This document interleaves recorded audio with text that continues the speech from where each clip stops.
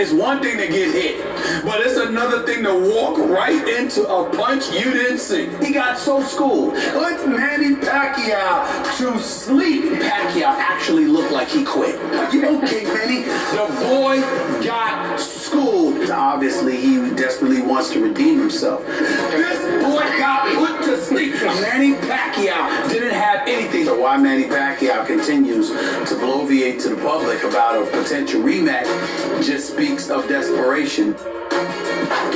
We would like to welcome another special guest to the show. He's here to discuss the big upcoming welterweight title fight between Stephen A's favorite Manny Pacquiao and Jesse Vargas. We welcome Top Rank promoter Bob Arum to the First Take show. How we doing?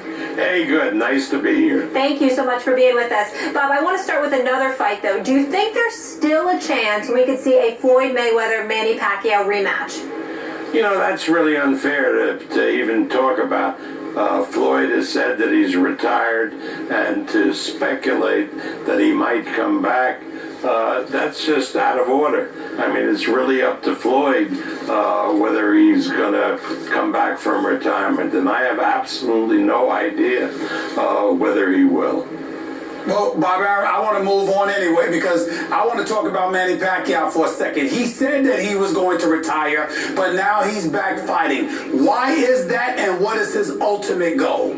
Okay, first, Stephen, you have to realize what's happening here. What's happening here is something that I have never seen in 50 years of boxing.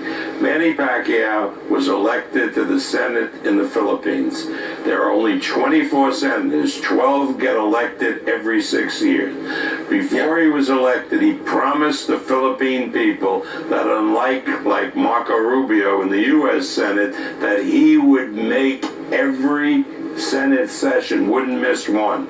So he's now on 15 Senate committees, and he attends every single session of the Senate. So that means that from 9 in the morning till 7 at night, he is a senator in the Philippines, and a very respected senator, I may add. And he trains for a fight, runs in the morning, and goes into the gym at night. Now, I don't know how he can do that.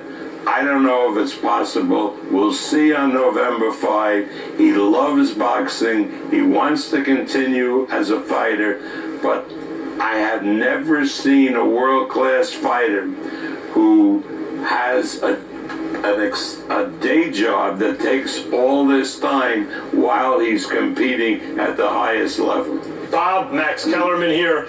Terrance Crawford was the fighter that a lot of people were talking about, assuming Pacquiao wins, and he's favored to do so.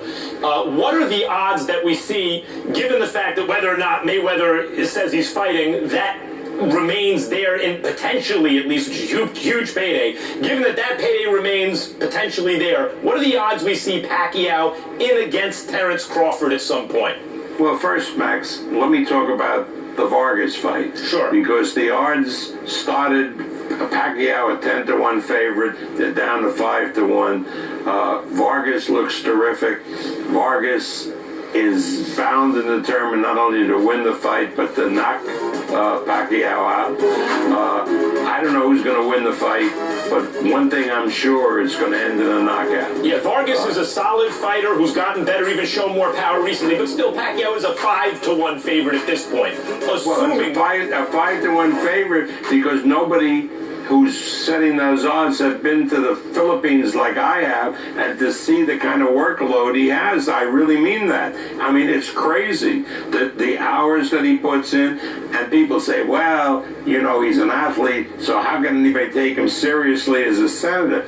But remember, Manny's been all over the world, and a lot of these senators haven't. So they look up to Manny because he has a world view, because he's traveled the world. So, Bob Arum, you sound worried. Are you worried because you're worried about his schedule and how that may affect him? Or are you more worried because Jesse Vargas is being underrated to some degree in your eyes? Which one is it? Jesse Vargas is become a terrific fighter. He has a trainer, Dewey Cooper, that has turned him from being a defensive fighter to being an offensive force. And when he won the world title, he knocked out Saddam Ali, who is a terrific fighter, was a member of the U.S. Olympic team, and he knocked Ali out cold. And let me tell you something, the way Manny fights and the way Vargas fights, if Vargas hits him, which he's capable of doing, he could knock Pacquiao out. Remember, Vargas had Bradley out in the last round. The referee stopped the fight by mistake because he thought that the 10-second was the bell. Probably wouldn't have been able to knock Bradley out. There was only 10 seconds left. But what happens if he hit Bradley with that punch in the 10th round rather than the 12th round? He might have. Vargas has been displaying improved power, not only against Ali, but also against Bradley, no doubt about it, and he's a good fighter. Assuming the favorite wins, though, Bob, is there a Terrance Crawford fight in the offing in the not-too-distant future? How realistic would that be to be made? Terrance Crawford, one of the pound-for-pound best fighters in the world today, undefeated American champion. Right, and the thing I like about a Pacquiao-Crawford fight is that it would probably be held at 140 pounds, which is a more natural weight for Manny Pacquiao. He's really not a 147-pounder, although he's been campaigning as one for years. Crawford's a sensational fighter, but Crawford on December 10th will have a major fight, which you will be calling, Max, on HBO from Omaha, Nebraska, and will be announcing his opponent. He gets by that fight. Manny beats Vargas. I'd love to make a fight between Manny Pacquiao and Crawford, by the way. Crawford seeks out the biggest and the best. He only wants to fight the best. That is correct. Well, let me say this, guys. Well, Max is calling that fight. I'm calling a fight on November 5th. And I got to ask you this question, Bob Arum. Max brings up Terrance Crawford. One of the debates that he and I keep having when it comes to Manny Pacquiao is, how come he keeps mentioning Terrance Crawford? How come I haven't heard the name Errol Spence Jr.? I would like to see Pacquiao in a fight like that. What about something like that, Bob? Wait. Errol Spence looks like he's going to be a terrific fighter. He really does. But he hasn't really proven himself. He hasn't fought for a world title yet. He hasn't fought some of the best fighters in the welterweight division. Can he possibly rise to the top? Can he beat a Garcia? Can he beat a Thurman? We don't know. Probably yes. But the truth is, he's a terrific prospect, but he's still a prospect. Stephen, he's still a prospect. Maybe he has the goods to rise. Well, he's a contender, but I agree with you. He hasn't proven what Crawford's proven so far. But by the eyeball test, I think we'd all agree, eventually, if they're the same size, Crawford and Spence would be a tremendous matchup. In the meantime, Stephen A., I know you want to talk about Pacquiao. Well, listen, I'm just looking at Pacquiao, and I'm of this mindset. As I look at Pacquiao, Bob Arum, I'm wondering what the goal is. Because like you said, this schedule probably is not going anywhere. And if you're worried about him with the schedule, assuming, again, he gets past Jesse Vargas, the reality is clear. He's going to need to be locked in and focused on boxing and not being a senator in order to beat some of those elite fighters that are out there. Wouldn't you say that? No, because he's made a commitment to the Philippine people. He's a very sincere, dedicated guy, and his commitment to the Philippine people to serve as a full-time senator takes precedence over his boxing career. I had to fly over to the Philippines to meet with the president of the Philippine Senate to determine when they're going to take a recess and the only date we could get for Manny was November 5. And the only concession they would make to Manny's boxing career is the session will not start on Monday after the fight because he can't get back. You lose a day traveling over there. It will start on Tuesday.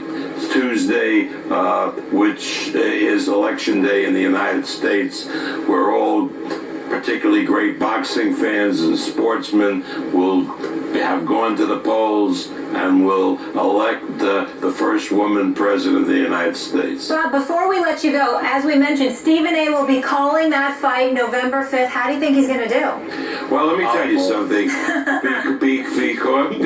Because we are producing the telecast ourselves. By the way, Stephen, it will be seen by more people than watch the Super Bowl. 100 million people will be watching in China because Zhao Shiming is in one of their two-time gold medal, will be in one of the 100 million projected people. Now we have Stephen A. Smith taking the place of Max Kellerman, and everybody would agree it's a tremendous upgrade. I think Tom just got sweaty and backs got tight. Like I wouldn't go that far. I wouldn't go that far. I beat Max up. I beat Max up on a regular basis here. I can't say I would do that there. I know my place, Max. I know my place, Max. Don't let me. Enough on this show. All right. Don't let me, Max. You still got it, Bob Arum. I love you both. Thank you. Thank you for making my day with that. Right. Thanks for being with us. Looking forward to the fight November 5th and Stephen A. calling it. Coming up next, though, Jay Cutler.